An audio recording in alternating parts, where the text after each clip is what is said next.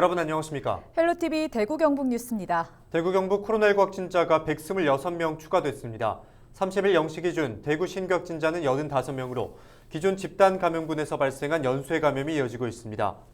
남구 대학병원 관련 확진자는 12명으로 누적 확진자는 161명으로 늘었습니다. 동구 요양병원에서는 간병인과 환자 등 19명이 무더기로 감염된 가운데 이 중 11명은 돌파 감염 사례로 분류됐습니다. 경북에서는 41명이 신규 확진됐습니다. 지역별로는 구미 12명, 포항 8명, 경주 7명 등으로 대부분 기존 확진자와 접촉해 감염됐습니다. 30일 오전 영주에서는 집계 이후 2명이 추가 확진 판정을 받았습니다. 신규 확진자 중 1명은 무증상 감염자로 경기도에서 지역을 방문한 확진자와의 접촉으로 감염됐습니다. 또 다른 확진자는 서울시 확진자의 접촉자로 자가격리 도중 증상이 나타나 확진 판정을 받았습니다.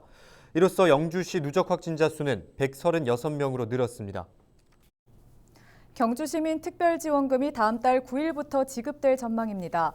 경주시는 시의회와 공동으로 발표한 코로나19 특별지원금 지급 계획에 따라 경주시민을 포함한 등록 외국인 모두에게 1인당 10만 원씩 선불카드를 지급합니다. 지역경제 활성화를 위해 경주에서만 쓸 수 있고 사용 기한은 12월 31일까지입니다. 신청 기간은 9월 9일부터 12월 24일까지며 주민등록지 관할 행정복지센터를 방문하면 신청 즉시 받을 수 있습니다. 혼잡을 막기 위해 출생연도 끝자리별로 신청일을 제한하는 요일제를 적용하며 온라인 신청은 불가능합니다.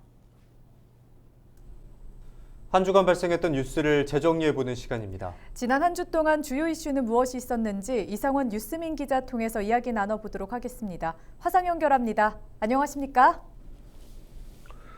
네, 안녕하십니까. 뉴스민 이상원 기자입니다. 네, 우선 지난 한 주 동안 발생한 주요 이슈부터 짚어주시죠. 네, 첫 번째로 지난 한 주간 발생한 지역 정가 소식 정리해보고요. 다음은 금속노조 대구 지부장이 단식 농성을 시작했다는 소식 살펴봅니다. 이어서 살얼음판 같은 대구 경북 코로나19 상황도 짚어보겠습니다. 네, 지난주에도 대권 도전자들이 대구를 찾았습니다. 여권에서는 박용진 국회의원, 야권에서는 유승진 전 국회의원들이 대구의 기자들을 만났는데 어떤 이야기가 오갔습니까? 네, 지난 24일 더불어민주당 박용진 국회의원이 대구에 왔습니다. 박 의원은 기자들과 만난 자리에서 네거티브 경쟁을 이어가고 있는 이재명, 이낙연 두 후보자 때문에 당이 치명상을 입고 있다고 비판했습니다. 저녁엔 전태일 열사 옛집을 찾아가 민주노총이 전태일의 정신을 잃었다고 지적하기도 했습니다. 국민의힘 대통령 후보 경선에 나선 유승민 전 의원은 지난 26일 공식 출마 선언을 하고 첫 행보를 대구로 했습니다. 박근혜 전 대통령 탄핵 이후 지역에서 이른바 배신 프레임에 갇힌 유 전 의원은 27일 대구에서 기자들과 만나서 한 번도 국민을 배신한 적이 없다며 정면 돌파를 시도했습니다. 네, 또 경북 군위와 의성 등을 지역구로 하는 김희국 의원의 뇌물수수 혐의 재판이 시작됐죠. 네, 쪼개기 후원금을 받은 혐의로 기소된 김희국 국회의원이 지난 25일 열린 자신의 첫 재판에서 혐의를 전면 부인했습니다. 대구지방법원 제11형사부 심리로 열린 김 의원의 정치자금법 위반 및 뇌물수수 혐의 첫 공판에 출석한 김 의원과 그의 전현직 비서관, 다이텍 연구원과 대구 염색산업단지 관리공단 전현직 관계자 등 9명은 모두 검찰 공소 사실을 부인했습니다. 검찰은 김 의원이 공단이 국가사업에 선정되도록 청탁을 받고 그 대가로 공단과 연구원 관계자로부터 980만 원을 쪼개기 후원받았다고 보고 있습니다. 김 의원은 재판이 끝난 후 취재진의 질문에는 답을 하지 않은 채 현장을 떠났습니다. 네, 다음 소식도 짚어보겠습니다. 다음으로 금속노조 대구 지부장이 단식 농성을 시작했다고 하던데 관련 내용도 짚어주시죠. 네, 금속노조 대구 지부장이 정의로운 산업 전환과 한국게이츠 폐업 사태 해결 등을 논의할 노정 공동협의체 구성을 대구시에 요구하면서 지난 25일부터 단식 농성을 시작했습니다. 금속노조 대구 지부는 노정 공동협의체를 통해 산업 전환 시기 대책과 전방위적 노동자 권익을 위한 논의를 대구시가 시작해야 한다고 촉구했습니다. 이들이 노정 공동협의체 구성을 요구하는 이유는 디지털 자동화, 인구 절벽, 기후위기 등 급격한 산업 전환 시기에 노동자 참여 없이 기업과 정부 차원의 산업 구조 조정이 이어질 경우 노동자가 입을 피해가 클 것으로 내다보기 때문입니다. 한국 게이츠 사례가 대표적이라는 게 노조의 주장입니다.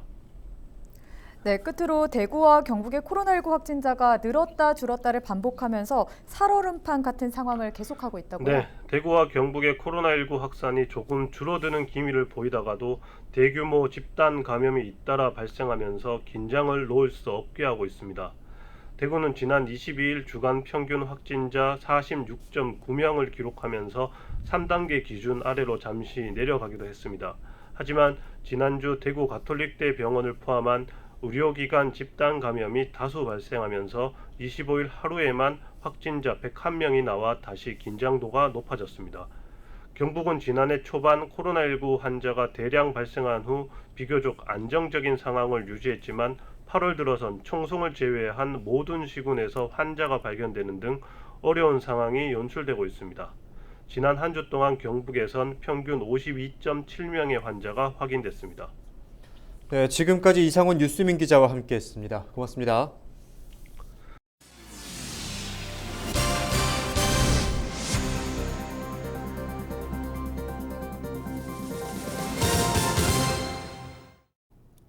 대구 삼영초등학교가 전국 공립학교 가운데 처음으로 국제 바칼로레아 아이비월드 스쿨로 인증을 받았습니다. 아이비는 스위스에 본부를 둔 비영리 교육재단인 아이비오에서 운영하는 국제인증 학교교육 프로그램으로 개념이해와 탐구학습 활동을 통해 자기주도 학습과 성장을 추구하는 교육체계입니다. 대상에 따라 초등, 중등, 고등 직업교육으로 구분됩니다.